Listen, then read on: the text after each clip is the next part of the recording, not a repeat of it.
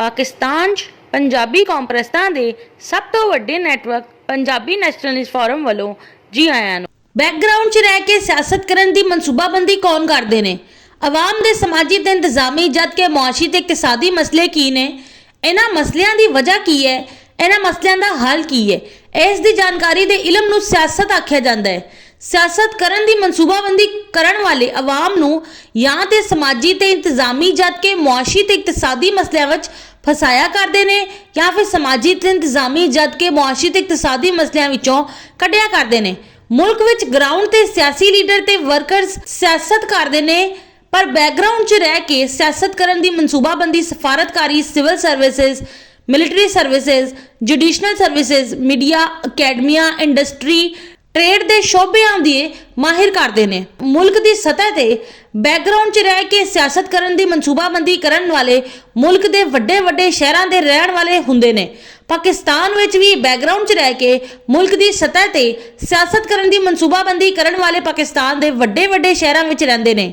पाकिस्तान के 3 शहर कराची, लाहौर, रावलपिंडी, इस्लामाबाद ने इन्हां शहरों के सफारतकारी, civil services, military services, judicial services, media, अकैडमियां, इंडस्ट्री, ट्रेड के शोबियां के माहिर बैकग्राउंड 'ਚ रह के मुल्क की सतह ते सियासत की मनसूबाबंदी करते हैं।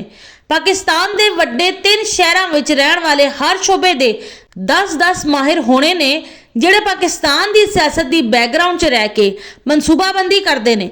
इस हिसाब नाल पाकिस्तान के 3 वड्डे शहरों चों हर शहर विच 80 माहिर होने ने ते हर शोबे दे पाकिस्तान विच 30 माहिर होने ने। पाकिस्तान के 3 शहरों विच रहण वाले 8 शोबियां दे 240 माहिर बैकग्राउंड ते रहंदे हुए पाकिस्तान विच सियासत करन दी मनसूबाबंदी करदे ने। इस मनसूबाबंदी दे मुताबिक ग्राउंड ते सियासी लीडरां ते वरकरां कोलों सियासत करवाई जाती है।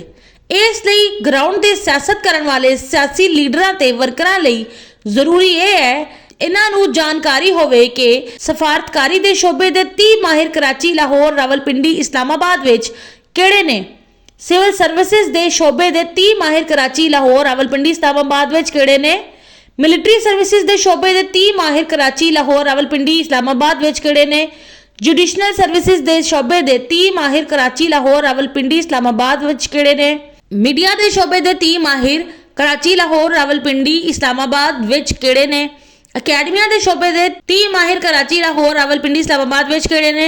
इंडस्ट्री के शोबे के 30 माहिर कराची, लाहौर, रावलपिंडी, इस्लामाबाद विच किहड़े ने ते ट्रेड के शोबे के 30 माहिर कराची, लाहौर, रावलपिंडी, इस्लामाबाद विच किहड़े ने।